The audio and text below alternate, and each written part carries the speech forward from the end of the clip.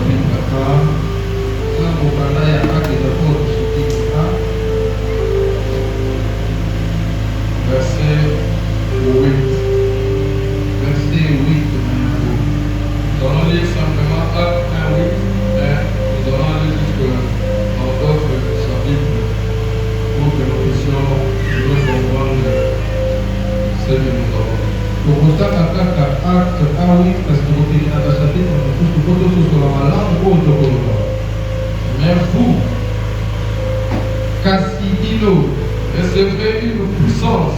Le Saint-Esprit survenant sur vous.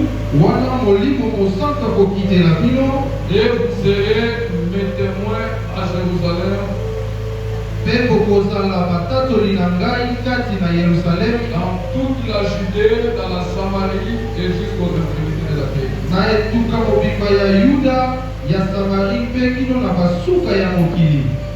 Vous pouvez vous asseoir, nous allons lire les autres lectures. Nous sommes dans Actes des Apôtres, chapitre 2. Le verset 1 à 4, je lis au nom de Jésus. Amen. Les jours de la Pentecôte, ils étaient tous ensemble dans le même lieu. Tout à coup, il vint du ciel un bruit comme celui d'un vent impétueux. Et il remplit toute la maison où ils étaient assis. Des langues semblables à des langues de feu leur apparurent, séparées les unes des autres.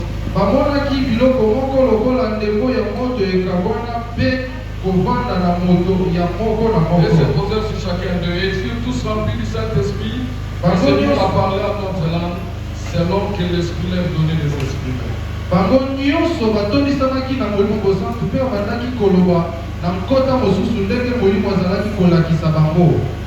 le dernier passage, le dernier verset, c'est 38 à 43. Pierre leur dit, répondez-vous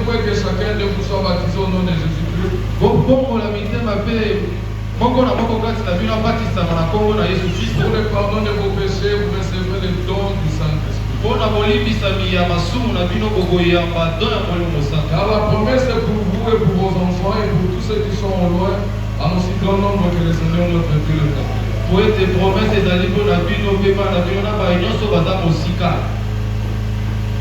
Et par plusieurs autres paroles, il les conjuguait et les exhortait disant, sauvez-vous de cette génération perverse.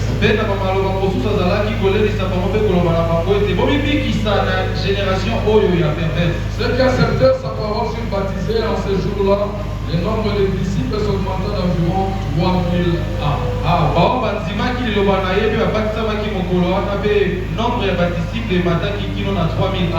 Persévérer dans l'enseignement des apôtres, dans la communion fraternelle, dans la fraction du pain et dans les prières. La crainte s'emparait de chacun et il se faisait beaucoup de prodiges et de miracles par les apôtres.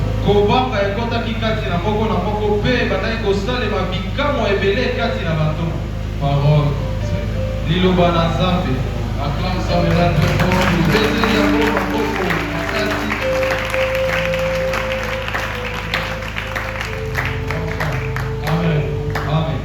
Nous y sommes arrivés à Dokomi, les jours J, les jours tant entendus, les jours de la Pentecôte. Amen. Amen. Laisse-moi encore te souhaiter une bonne fête de la Pentecôte. C'est une fête. Et c'est une fête qu'on doit célébrer. Vous savez, il y a certaines fêtes que les gens ne célèbrent pas. Mais lorsque nous parlons de la Pentecôte, c'est une fête qui mérite la célébration. Nous tous que nous sommes en train de faire fait partie de cette grande célébration. L'église chrétienne fait deux fêtes qui sont capitales et majeures. Il y a la Pâque et il y a la Pentecôte. Et aujourd'hui, nous célébrons la Pentecôte. Laisse-toi estimer heureux et heureux. Parce qu'en 2025, tu as vécu la Pentecôte aussi. Amen. Il y a plusieurs d'entre nous qui ont pu voir ces jours mais qui n'ont pas vu. Mais si nous avons vu ces jours, cela est une grâce émanant de Dieu et que chacun de nous puisse en bénéficier. Je bénis le Seigneur pour cette grâce qu'il m'a accordée ce matin. C'est une responsabilité en même temps. C'est un privilège, certes, mais c'est aussi une responsabilité de me tenir devant vous. J'avais un fardeau. Et ce fardeau est en train petit à petit d'être abaissé. Je suis en train d'enterrer petit à petit pour ce programme qui m'a été donné. Le fardeau qui m'a été donné n'était pas moindre. Parler du patron de l'église, à savoir le Saint-Esprit. Et je le remercie parce qu'il est avec moi, on est ensemble. On a beaucoup échangé avec lui.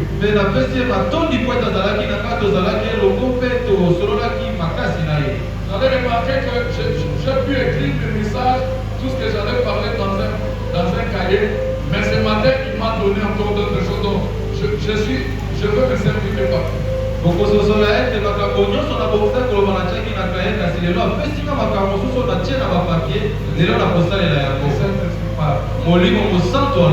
Il parle. Il visite son peuple. Et s'il m'a donné autre chose à ajouter par rapport à ce que moi j'avais, c'est parce qu'il y a un peuple parmi nous ce matin. Il a un peuple à qui il veut changer la vie et il veut transformer le cœur. Je bénis en même temps l'homme de Dieu, le gardien de ce temple.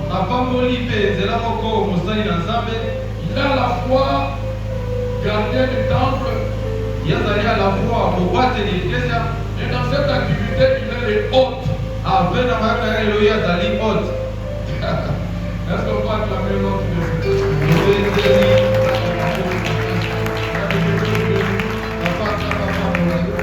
Amen. Amen. Je devais dire présent de Dieu. Ça va pas pour la vassale ensemble.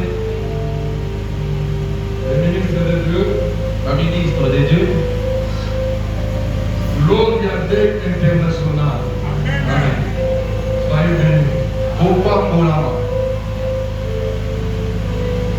Ça nous accueille en même temps et j'avais dû oublier, depuis le mercredi, jeudi, j'avais dû oublier les services de la presse de communication. Que Dieu vous bénisse aussi. Ça va pas pour le protocole, le pays, la bosse là qui pour madame mercredi, service de presse. Ça va pas pour la binopé. Que Dieu vous bénisse aussi. Ça va pas pour la pépino, mais vous allez ici, La Pentecôte Pentecôte, va peut-être baisser ses rideaux à minuit. et qui fait qui dit ça, Barino n'a pas peut-être là, pour tout aller là. Pour se préparer à la Pentecôte 2026, si Dieu ne revient pas. Pour la Pentecôte qui s'en a Pentecôte en 2026, ceux qui est soit ceux qui étaient Mais je voudrais te dire que la Pentecôte n'a pas pu faire les pendant que ça en minuit. quand c'est la dit qu'on va aller de Pentecôte, et qu'on souk en a minuit à l'éloté. Si minuit arrive, qu'on est tout passé, on est arrivé le lundi. Mais le Saint-Esprit est opérationnel dans nos vies jusqu'à la fin du temps. Soki minuit, comme même si on a lundi, quand si toi y va être mollo au statut à vos propres à la constant, la carte à bon Et même si on ne parlera plus du Saint-Esprit le mercredi et dimanche, mais retenez en vous que le Saint-Esprit est là et il agit tous les jours dans nos vies. Quand si attaque au Colombia, peut-être à l'issue sous terre, Saint-Esprit au mercredi au dimanche, quand si faut qu'on a été molimo au statut, on a fait à son salle à la bonne winamino. J'ai quelques fois rapidement, je vais aborder mon message. La zone n'a pas pour la Colombia.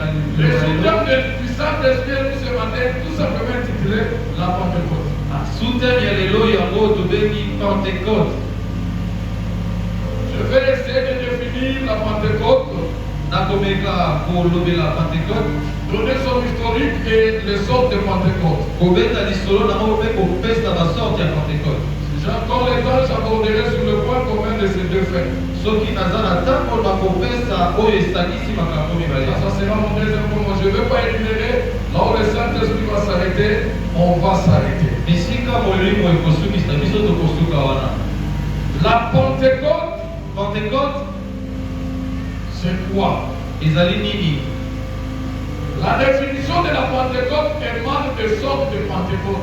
Définition ya Pentecôte eutaka na kati ya basorte ya Pentecôte. Parce que l'Église doit retenir ceci. Kote ekele sekeli yokanga boye. Si nous célébrons la Pentecôte ce matin, Soki tozocelebre Pentecôte na ntongo lelo, elle dit ses origines d'une autre Pentecôte qui s'appelle la Pentecôte juive. eutaka na kati ya Pentecôte mosusu oyo ezali Pentecôte ya bayuda. De même qu'il y a eu la Pâque juive lolenge moko ezalaki na pasika ya bayuda que le Seigneur avait récupéré pour instituer sa Pâque, oyo mokonzi azwaki mpona kotia pasika na ye. et même que la Pentecôte a d'origine juive, que le Saint-Esprit a eu à récupérer pour imposer la Pentecôte chrétienne. lolenge moko Pentecôte eozalaki mpe ebandaki kouta epai ya bayuda molimo santo azwi yango mpona kotia Pentecôte ya bakristo. Le mot Pentecôte signifie tout simplement 50.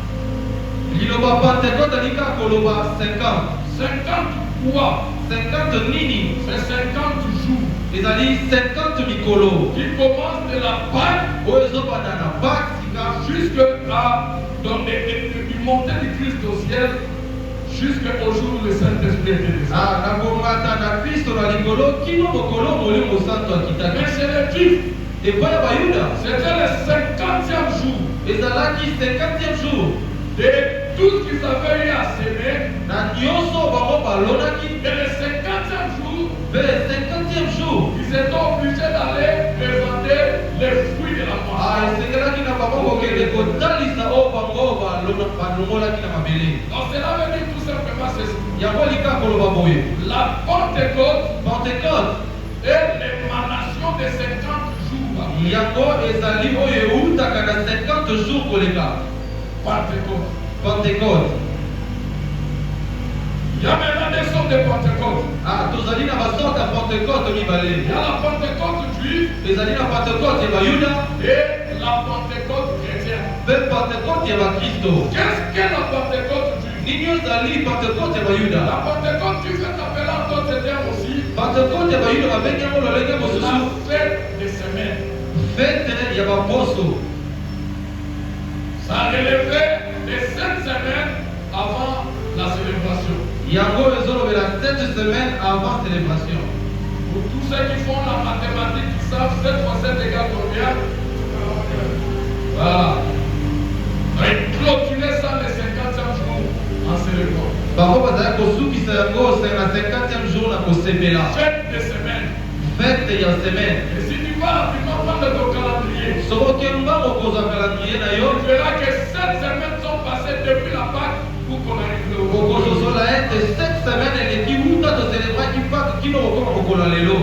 Ça c'est théorique. Yango ezali en théorie. Il est encore appelé abengami mpe lisusu la fête de moisson. fete ya kobimisa biloko na mabele. Ils amenaient auprès de Dieu bazalaki komema pene na nzambe les fruits de leurs semences. bambuma oyo bakololonaki. Il les présenta à Dieu comme étant une action de grâce. bazalaki kotalisa yango na nzambe lokola action de grâce. Ça c'est la fête de la Pentecôte. yango ezali fete ya Pentecôte ya bayuda. Et tout ça vous le lirez dans Exode chapitre 34 verset 22 mpe nyonso bokotanga mwana mokanda ya exode et Deutéronome chapitre 16 verset 10. mpe Deutéronome 16 verset 10. Elle a appelé la fête des semaines, elle est liée à la fête des prémices. ebengaki fete ya semaine yango ekangami na fete ya prémisse. Ça c'est la Pentecôte juive. yango ezali Pentecôte ya bayuda. Qu'en est-il de la Pentecôte chrétienne? bazoloba nini na Pentecôte ya bakristo? La Pentecôte chrétienne a 4 connotations. Pentecôte ya bakristo ezali na bilobeli 4. La première connotation liée à la fête de la Pentecôte chrétienne, ya liboso c'est que c'est la fête où nous commémorons l'effusion du Saint-Esprit. yango ezali fete oyo biso tokanisaka kokita ya molimo mosantu. La commémoration. ezali kokanisa. Vous entendez ce que les interprètes est en train de dire? Nous commémorons. tozokanisa. C'est-à-dire la Pentecôte a déjà eu lieu. amen. eleki koloba ete Pentecôte yango esi esalemaka. Aujourd'hui, nous sommes en train de nous souvenir de cet événement. lelo biso tozokanisa kaka likambo yango. Ça, c'est la première connotation liée à la Pentecôte. yango ezali connotation ya liboso. La deuxième connotation liée à la fête de la Pentecôte, connotation ya mibale c'est la commémoration ezali kokanisa de la naissance de l'église de Christ. ezali kokanisa kobotama ya eklezia ya kristo. Nous commémorons tozokanisa la naissance kobotama de l'église ya eklezia de Jésus-Christ. ya yesu kristo. Sa fondation moboko nango et son émergence. mpe komata na yango. La troisième connotation liée à cette fête de Pentecôte pour les chrétiens, connotation ya misato yango ezali c'est la fête de prémices de l'esprit. ezali feti ya baoyo ya liboso ya molimo. C'est pendant ces jours ezali na mokolo ya lelo où le Saint-Esprit, oyo molimo mosantu par l'entremise de la prédication de Pierre, na nzela ya mateya ya Pierre a ramené le premier fruit auprès du trône de Dieu, à savoir du roi Wilson. azongisaki bambuma ya liboso na trono ya nzambe na koyeba 3000 hommes. J'ai toujours dit, lorsqu'on parle des hommes dans la Bible, on oublie les femmes et les enfants. nalobaka kaka ete ntango balobelaka bato na bibilia babosanaka basi mpe bana. Et généralement, mpe ntango nyonso dans tout ensemblement ou regroupement, na bosangani nyonso les femmes dominent toujours les hommes. basi balekaka kaka mibali na ebele. Et si nous estimons ces jours-là, l'église a commencé avec combien de femmes? Kasi soki tolingi tokanisa ete mokolo moko eklese ebandaki na combien de milimo? Nous pouvons estimer à 12, à 15, à 20 000 personnes. Tokoki koestima yango ata na 12 to 15 000 bato. Quelle bonne église. Yango eklese ya malamu. Pour nous les hommes de Dieu, nous aimerons cette église-là. Mpona biso basali ya Nzambe tokosepela na eklese ya bongo. Celui qui a souvent parlé de ça, c'est le pasteur Chinyama. Oyo alingaka kolobela yango mingi ezali mosali ya Nzambe Tinyama. Qui dit le nombre change la prédication. Alobi ete nombo ya bato ebongolaka ata mateya. Il a dit le nombre, si les gens sont même dehors là, Fabrice va commencer à sortir même jusque là dehors parce qu'il y a un nombre dehors. Alobi soki bato bazali ebele kino libanda, Frère Fabrice akobanda kobima ata kino libanda po ete bato baleki ebele. La troisième connotation, c'est la fête des prémices de l'esprit. Connotation ya misato ezali fete ya oyo ya liboso ya molimo. Et enfin, la quatrième connotation liée à la Pentecôte, Pe connotation ya suka oyo ekangami na Pentecôte, c'est la fête de la fidélité de Dieu à accomplir ses promesses. ezali fete ya fidélité ya Nzambe ya kokokisa bilaka na ye. Si tu es ce matin Soki oza na ntongo ya lelo et que tu es en train de célébrer la Pentecôte, ete yo ozocelebre Pentecôte, dis-toi, milobela ce que tu as promis, oyo Nzambe alaka il le réalise toujours. akokisaka yango Ce kaka. que tu as promis, Oyo Nzambe alaka je ne dis pas ce que l'homme a promis. nalobi te ete oyo moto alaki. Lorsque tu célèbres la Pentecôte, Ntango yo ozocelebre Pentecôte, hormis l'infusion du Saint-Esprit, libanda ya vision ya hormis Saint-Esprit, la naissance de l'Église, libanda ya kobotama eklesia, hormis le prémices des hommes qui seront gagnés, libanda ya milimo oyo bango et bakoyeba la na Nzambe. Pentecôte nous assure Pentecôte ezopesa biso de la fidélité de Dieu ete fidélité ya Nzambe à accomplir ya kokokisa ses promesses. bilaka na ye. Si c'est longtemps, Soki yango eumeli, attends-la, zela yango et s'accomplira simplement. ekokokisama ya solo, Elle s'accomplira simplement. ekokokisama solo, Elle s'accomplira simplement. ekokokisama solo. Le deuxième point que je vais aborder, c'est quel est le lien? Ah, lien ezali nini? Quel est le lien qu'il y a entre la Pentecôte juive et la Pentecôte chrétienne? Bokutani ezali wapi kati na Pentecôte ya Bayuda na ya Bakristo? Quel est le lien? Bokutani ezali wapi? Est-ce que c'est Dieu s'est trompé Ezali Yesu nde ya ekosaki? ou il y a un point d'intercession dans tous ces événements? To ezali na eloko moko ezokangisa makambo mibale. Oui, il y a un point d'intercession. Iyo ezali na eloko moko ezokangisa yango. La Pentecôte Pentecôte est essentiellement ezali ya solo, une fête agricole. oyo ezali fete ya bilanga, C'est une fête agricole. ezali fete ya bilanga. La Pentecôte Pentecôte obéit à une loi. ezotosa na mobeko moko, La loi de la semaine et de la moisson.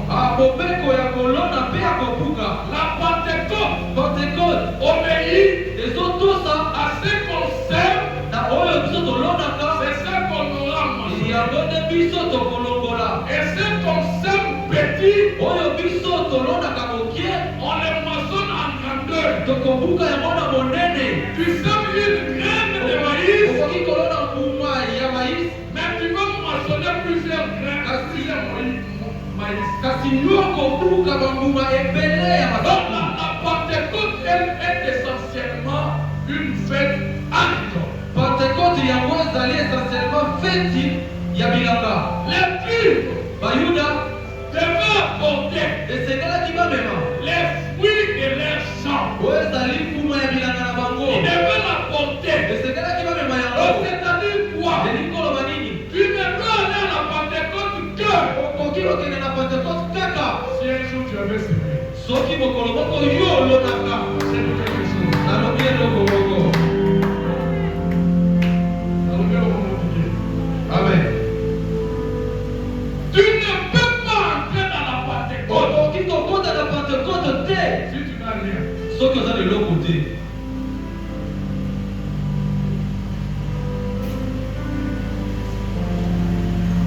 Les gens qui étaient venus ce jour-là, bato bayaki mokolo wana na Yerusalem. Ils n'étaient pas venus le même jour. Bayaki maboko pamba te. Chacun avait apporté Moko na moko amemaki les résultats de ce qu'il avait semé. oyo ezali oyo alongolaki na oyo alonaki. C'est comme ça qu'il avait droit à la fête. Na boye nde azalaki na droit ya kokota na fete. Laisse-moi te dire Tikanga nayebisa yo que tout juif moyuda nyonso n'allait pas à cette fête. abandaki kokende na fete wana te. Il n'y avait que Bato bazalaki kokende kaka ceux qui portaient la moisson. baoyo bazalaki komema oyo balonaki balongolaki. Oyo bazalaki komema oyo bakukaki La moisson. kokuka.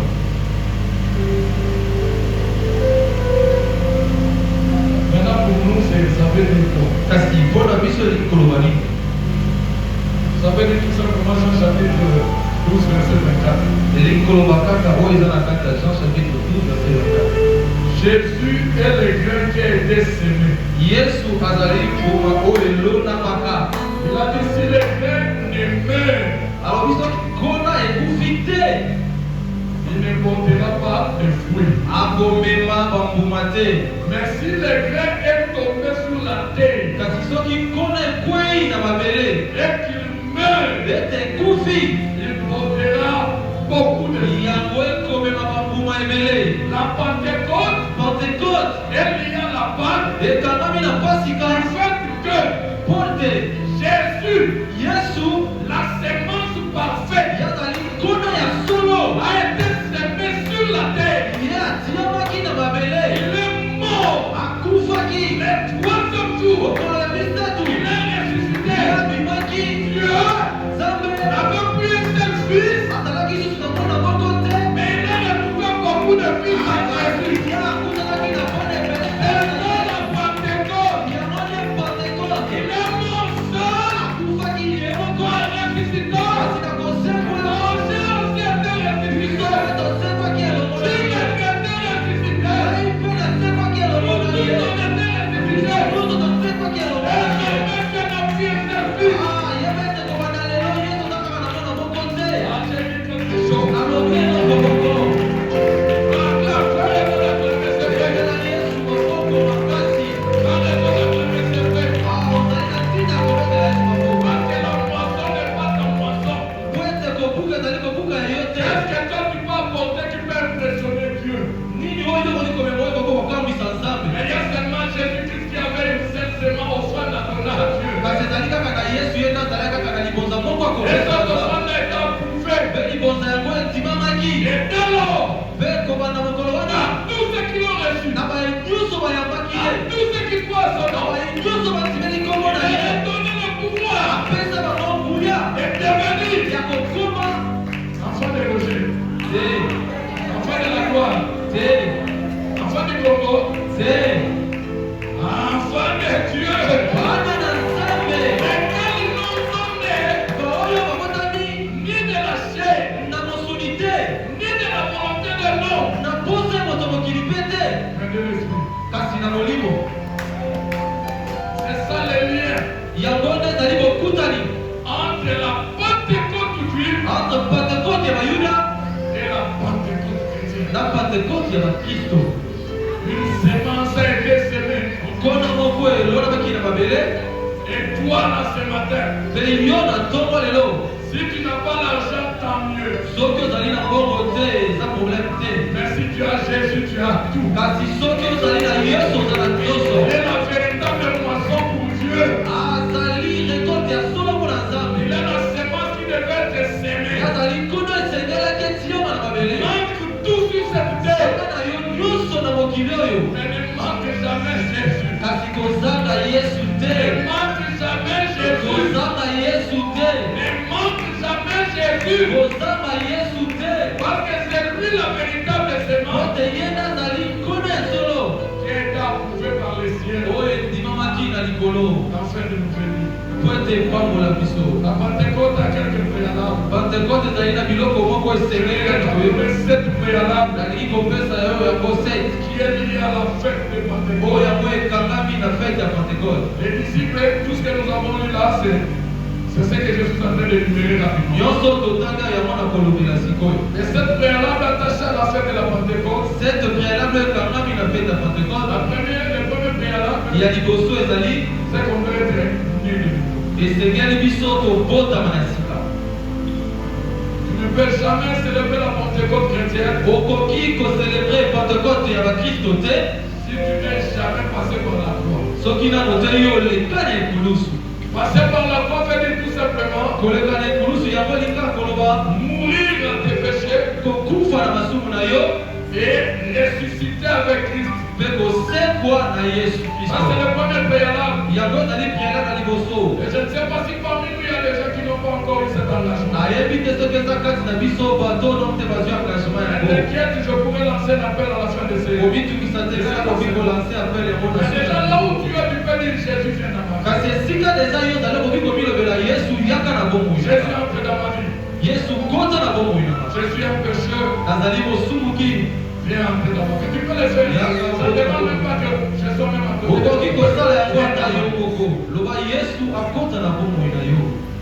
Ses disciples étaient avec Jésus et ils étaient restés avec Jésus. Ça, c'est le premier préalable. Être né de nouveau et être disciple de Jésus. Le deuxième préalable attaché à la Pentecôte chrétienne, c'est l'obéissance à la parole. L'obéissance. Le Seigneur les a dit, ne quittez pas Jérusalem. Restez ici. Jusqu'à ce que le Père vous enverra ce qu'il avait fait.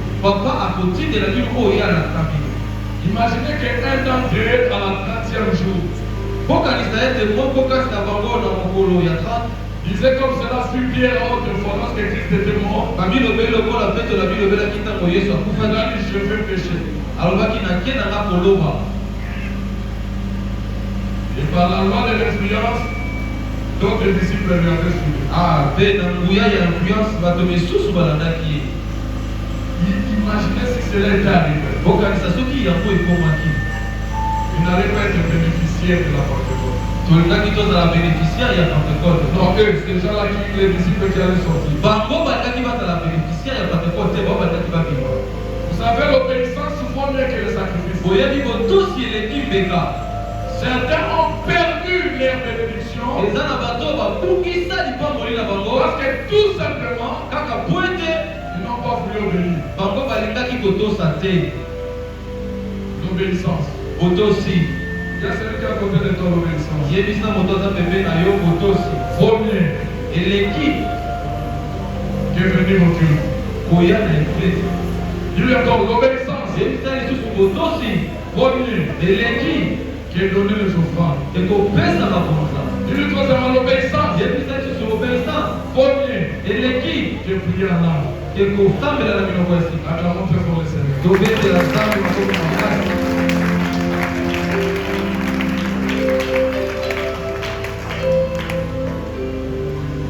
C'est ainsi que vous allez voir les gens comme les Saoul. Loin du Saint-Esprit. Arrivé à un certain moment de sa désobéissance, il est allé consulter un magicien. Ne te donne pas. Si tu crois que quelqu'un avec qui vous avez commencé la foi, arrivé à un certain moment, il commence à t'amener des philosophies, des dogmes, des termes très compliqués, comprends tout simplement qu'il est sorti de la voie de Dieu.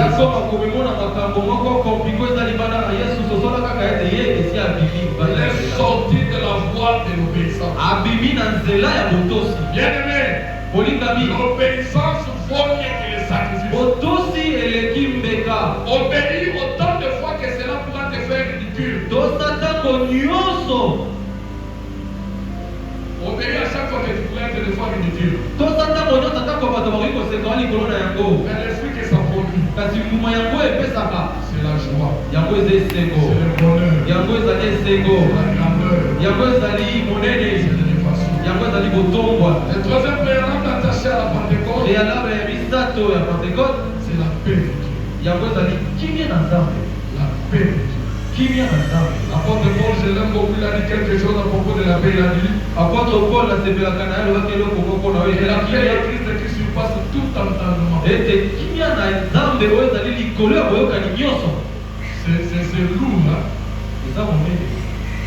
Que la paix de Dieu qui surpasse tout entendement Ete kimia na nzambe oyo ezali likolo ya boyokani nyonso. demeure en vous. Yango ewumela kati na bino. Ça, ce sont des genres de paix Yo ezali balolenge ya kimia.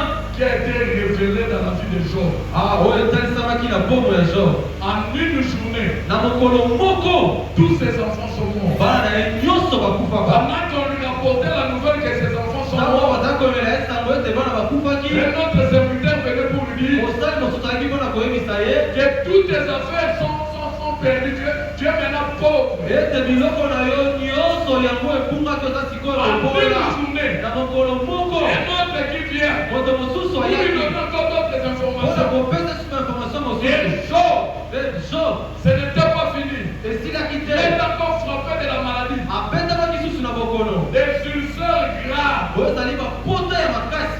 Et sa femme, ce n'était pas fini. Sa femme, Mwasi na qui ye était auprès de lui, ayaki pembeni na ye elle lui dit, bazoloba na ye Job. Job maudit Dieu, lakini nzambe mabe et meurs. mpe kufa na yo Ce n'était pas fini. esilaki mpe te. Les amis de Job, baninga ya Job les intellos, baoyo ya mayele les saints, basantu venaient auprès de Job bayaki pembeni ya pour Job lui dire Job. mpona koloba na ye Job. En tout cas, tu as dans mon kilo. Yes. On dit que l'eau aux vivo. Les gars, mon dos à son fou. Voilà la situation où on est pas, on a un tout. On dirait que ça me fait mal. Alors, quand on peut le mot, c'est la mot, c'est la voix,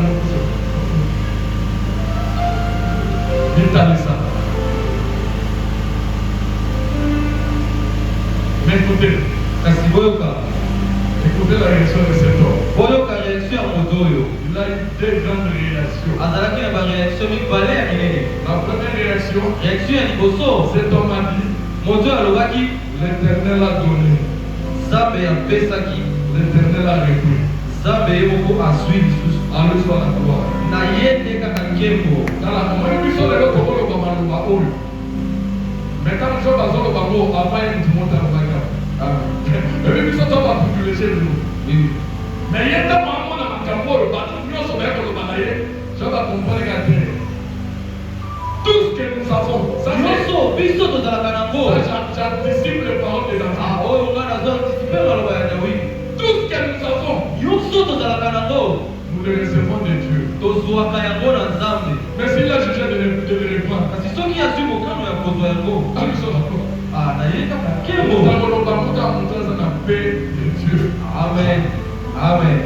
Et mpe les 40 jours que Jésus-Christ a pu faire avec les disciples, 40 jours oyo yesu akokaki kosala na bayekoli c'était pour leur enlever l'inquiétude ezalaki afin de faire installer la paix. ezalaki mpona kolongola bango koyimayima mpe kobanga mpe kotya kati na bango Qui kimia. devait ressusciter à partir au ciel. esengelaki na ye aseka mpaki na tali Il a compris que kasi asosolaki ete même si je les ai enseignés, atako natakisaki bango et vous êtes avantagé que je m'en aille, ezali motuye mpona bango je nake ne vous laisserai pas orphelin. kotika bino batiki te.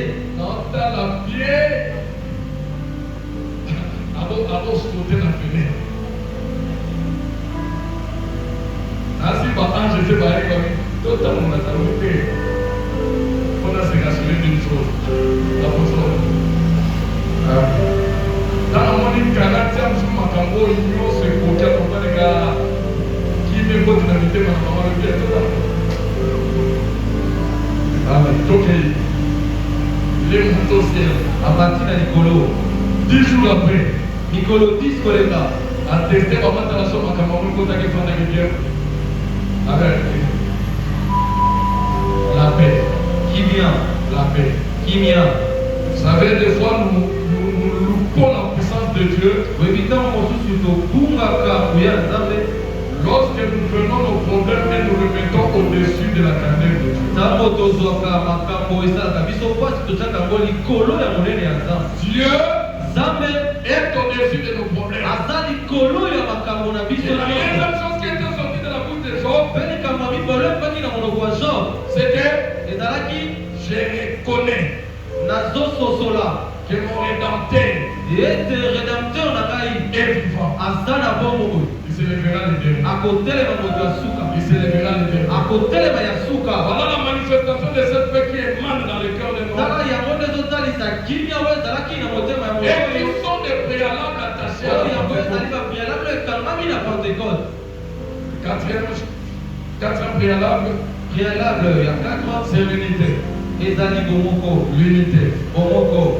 Ici, je vais répartir l'unité en deux formes. Awa nalingi nakabola bomoko na lolenge mibale. L'unité en toi-même Bomoko kati na yo moko. et l'unité avec les autres. Pe bomoko na bandeko mosusu. Dans tous les passages que je vous ai donnés, Na batangi nyonso moko napesi bino. vous allez voir qu'ils étaient restés à 11. Bokososola ete bango batikalaki 11. Mais ils se sont dit non. Kasi bango bamilobelaki Le te. Seigneur nous avait appelés à 12. Mokonzi apengaki biso tozalaki 12. Nous n'étions pas 11. Tozalaki 11 Nous te. étions 12. Kasi tozalaki 12. Mais un d'entre nous s'est suicidé. Kasi moko kati na biso ye amibomaki. Mais le nombre doit rester la même. Kasi nombre esengeli biso tozala kaka 12. Pendant ce temps, ils ont choisi encore un autre. Na ntango wana bango baponaki susu moto mosusu mpo na koremplace oyo ya Ça kusala. n'avait plus tardé.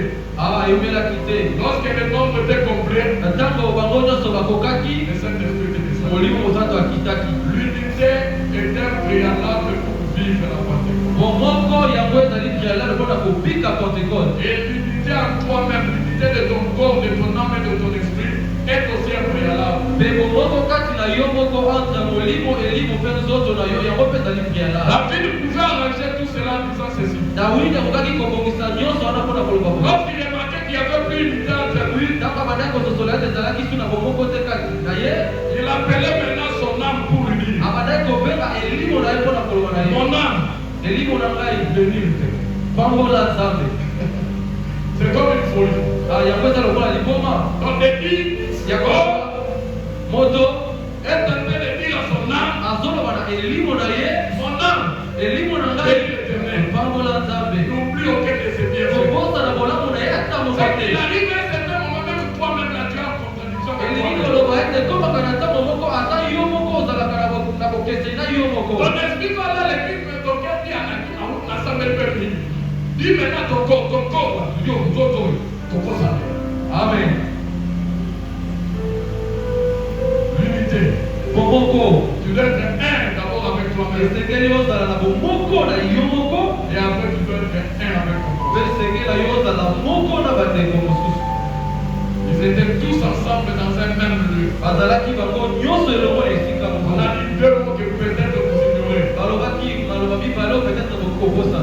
Être ensemble, Kozala elongo c'est déjà être dans un même lieu. ezali deja kozala esika moko. Quand on est ensemble, Ntango toza elongo, si je suis ensemble avec Tim en soki soirée, naza elongo na mobateli pa te, c'est qu'on est à un même lieu. elingi koloba ete toza esika moko Non.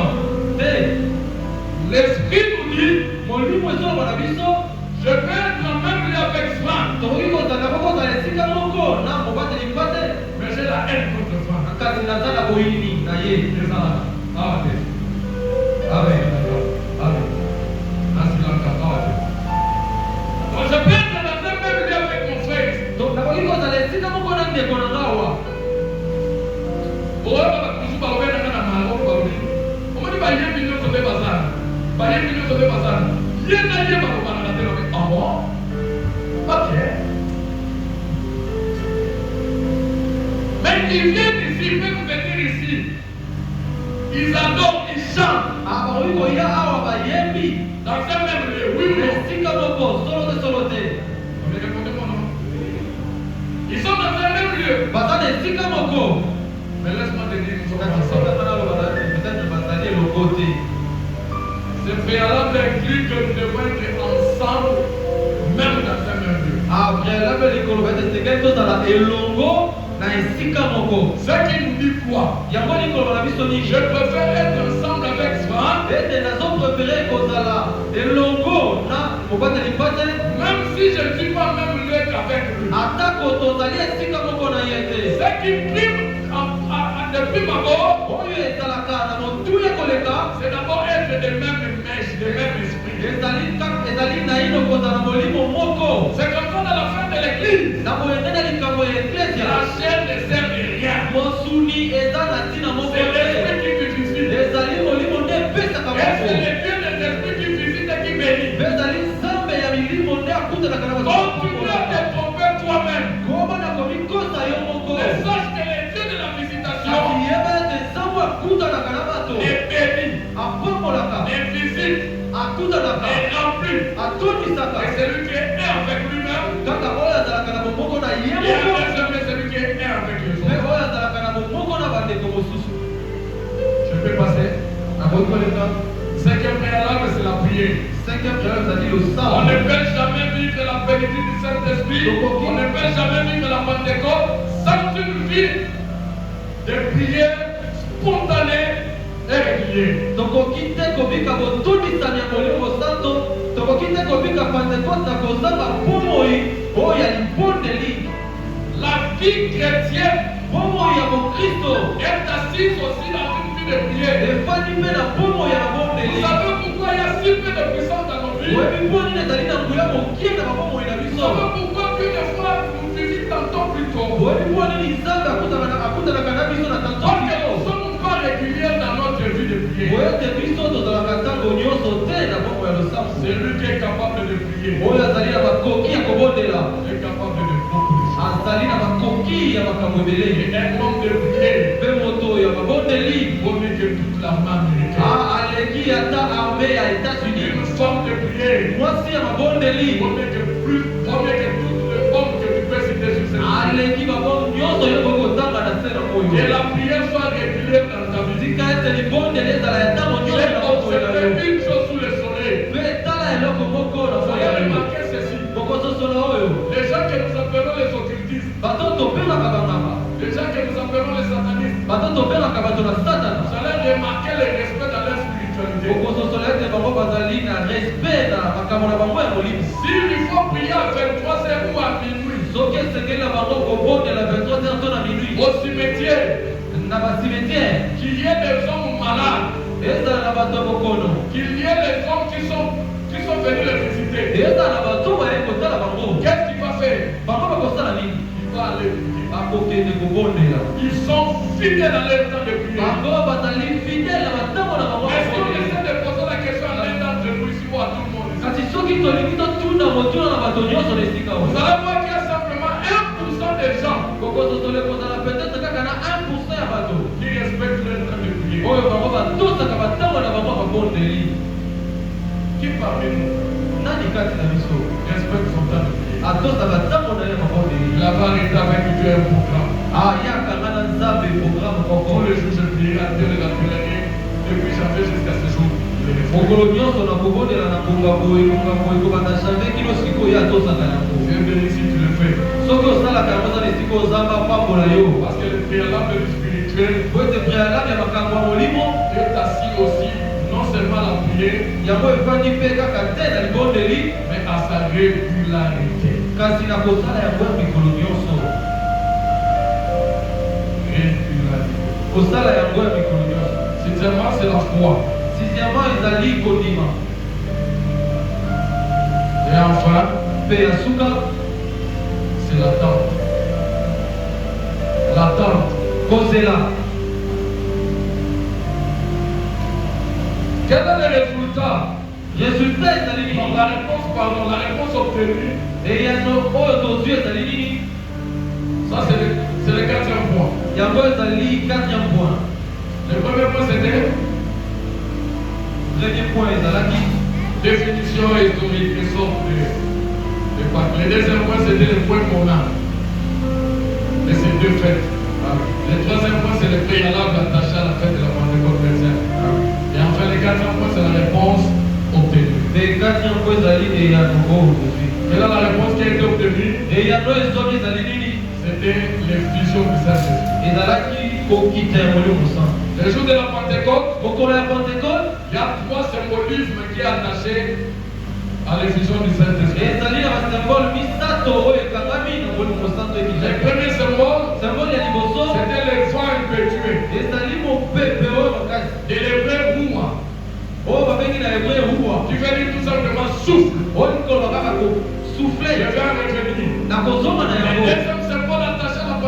Le deuxième symbole attaché à la Pentecôte, attaché à la fête de la Pentecôte, c'était les langues de feu. Et le troisième symbole attaché à la Pentecôte, c'était de parler en langue. Je réponds, il y a trois symboles qui sont attachés à cette fête. Il y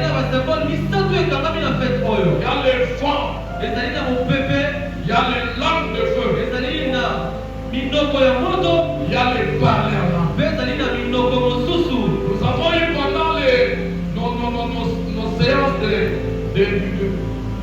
pendant les soirées, nous avions déjà eu à parler sur le feu et le parler en langue.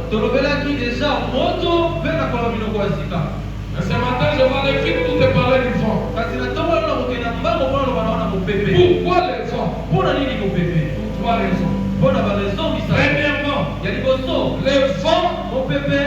exprime la force invisible à impact visible du Saint-Esprit. Je réponds. La famille qui comprend, on va comprendre moi parce que il y a le temps qui me pousse.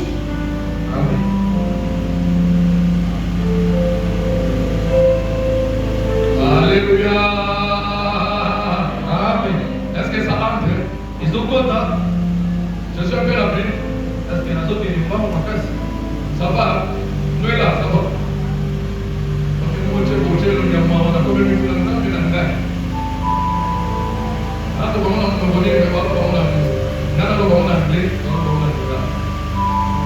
Alors je disais ceci.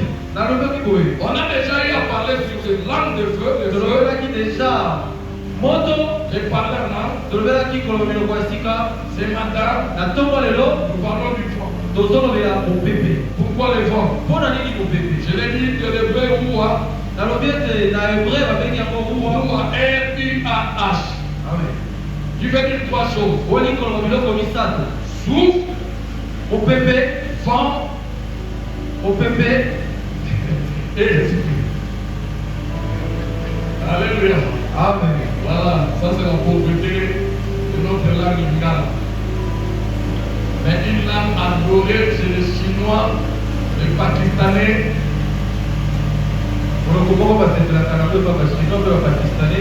Vous savez, s'il y a un Chinois qui vient à Kinshasa, un Pakistanais ou un Indien, là-bas chez eux, ils font la fête. Parce qu'ils se disent, notre frère est allé là où vous le venir. Mais contraste. Où tu sors ici?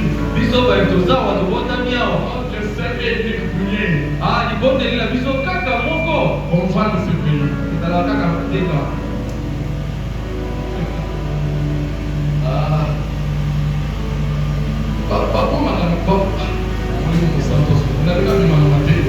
Bien. Premièrement, pourquoi le vent?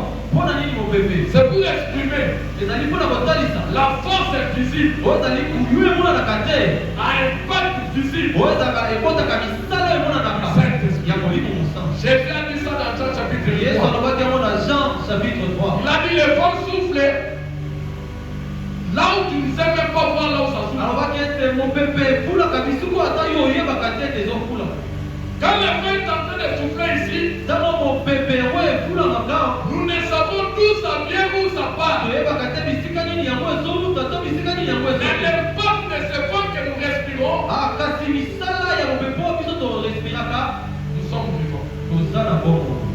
Oh, alléluia. Est-ce que quelqu'un comprend ce que je dis? Les vents avaient soufflé. Et là était la manifestation de Dieu invisible. Mais il y a des impacts visibles. Amen.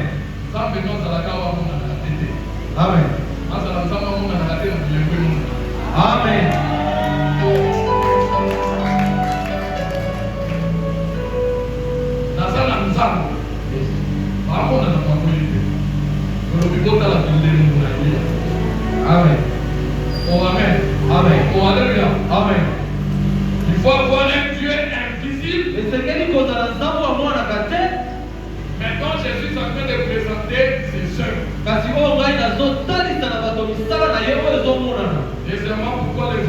ya mibale mpo nini mobebe pour animer les apôtres.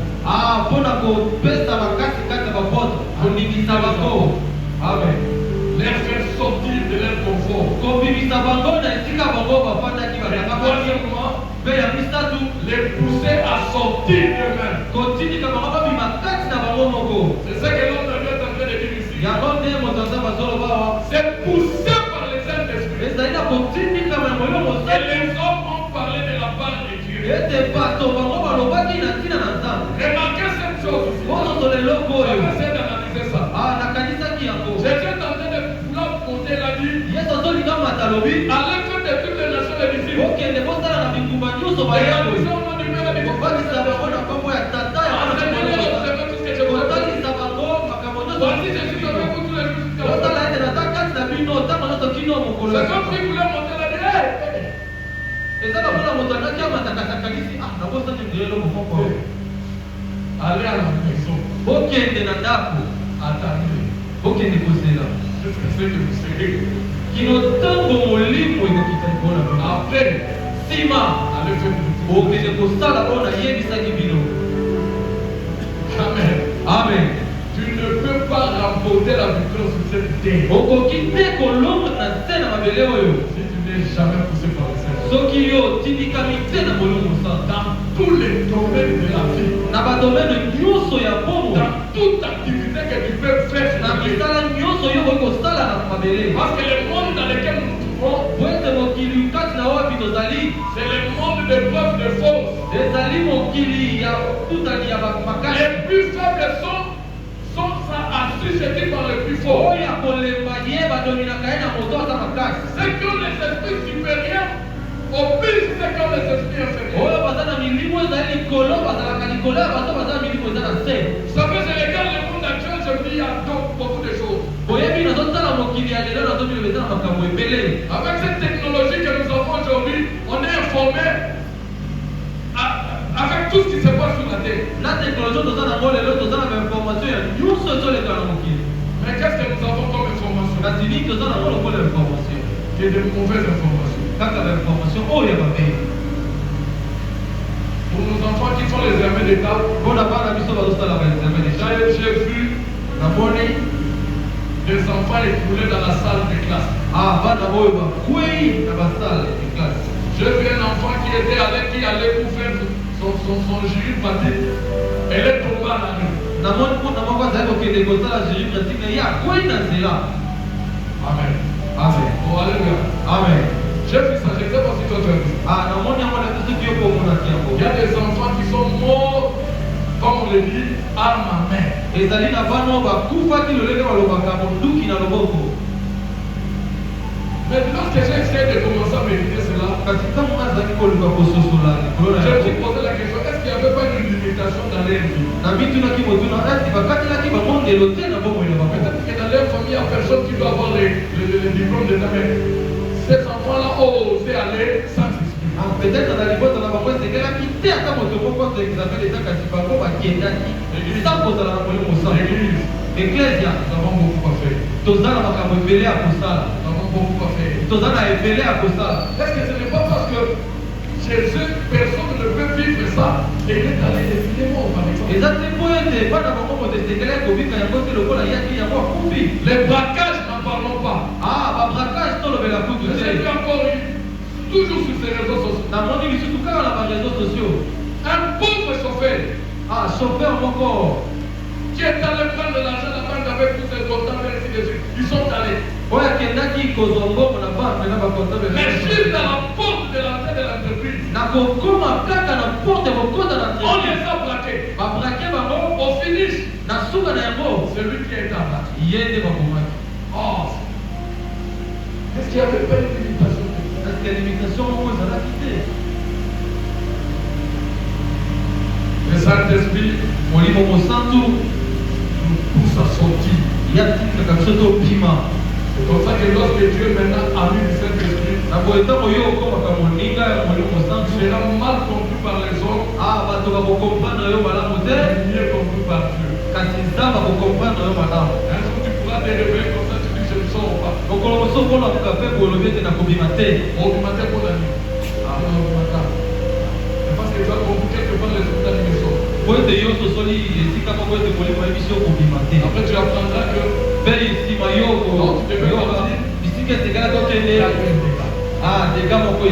combien ont été sauvés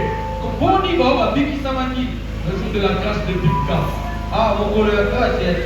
Et combien ont été aussi sauvés le jour de l'attentat du 11 septembre de 2020.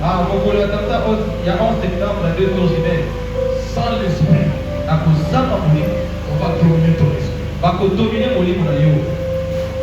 Il y a des voleurs des âmes sur la terre. Il y a des voleurs des esprits sur cette terre. Il y a d'autres personnes qu'on leur donne la condition. Par jour, tu dois livrer 1000 personnes. S'ils n'en trouvent pas sur l'air dans la famille, il va aller les chercher dans des bars, dans des boîtes. Mais s'ils n'en trouvent pas, il va aller dire cette personne en frère en Christ. Il y a celui qui a côté de toi. On va manger ton esprit.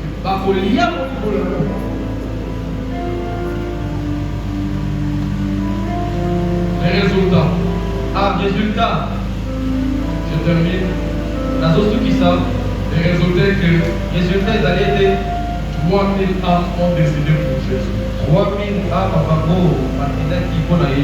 Les résultats de la Pentecôte est visible. La parole de Dieu peut être annoncée et les âmes doivent être sauvées. Pour quel but? Pour voir naître l'église. La Pentecôte a vu l'église naître. Et je te redonnerai rapidement alors 3 vérités concernant l'église. 3 vérités. L'église que je suis en train de parler, l'église de la Pentecôte. La première vérité, c'est l'église bâtie sur la révélation de Jésus-Christ. La vérité de Jésus, la révélation de Jésus-Christ. La deuxième vérité, c'est que les matériaux de construction de cette église, c'est les hommes qui sont sauvés. La troisième vérité, c'est une église invisible, mais qui peut être rendue visible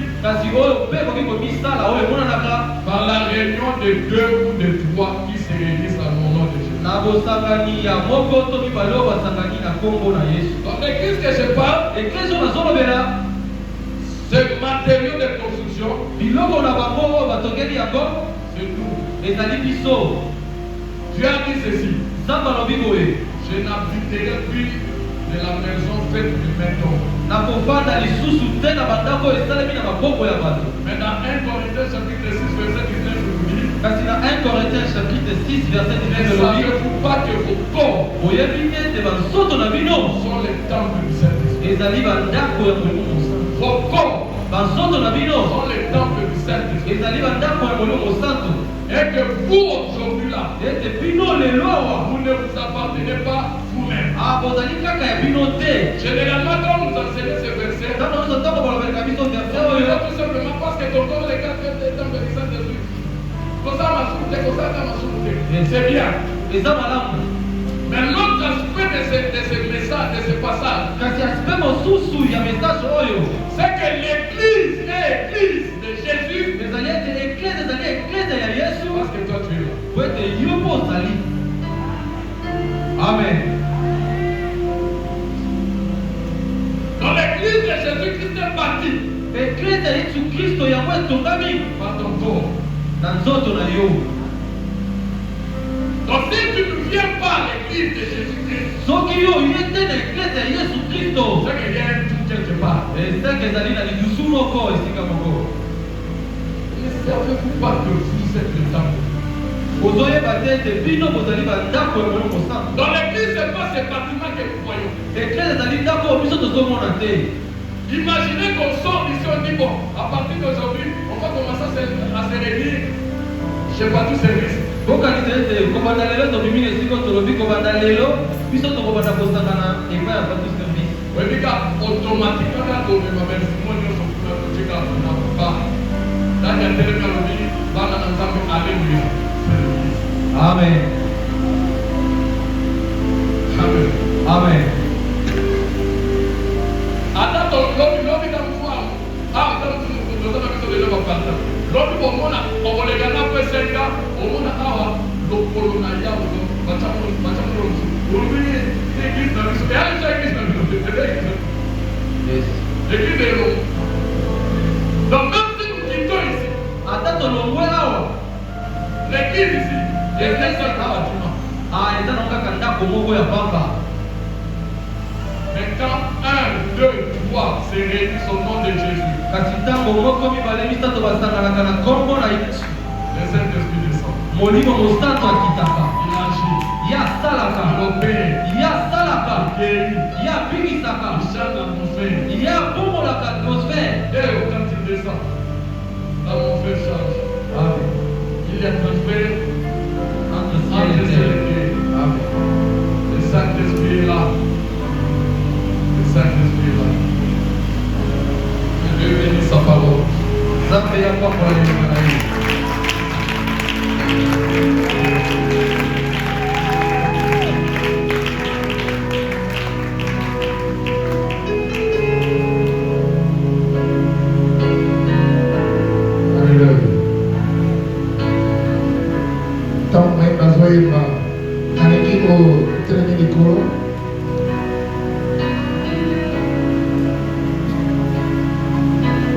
Dans la commentaire, il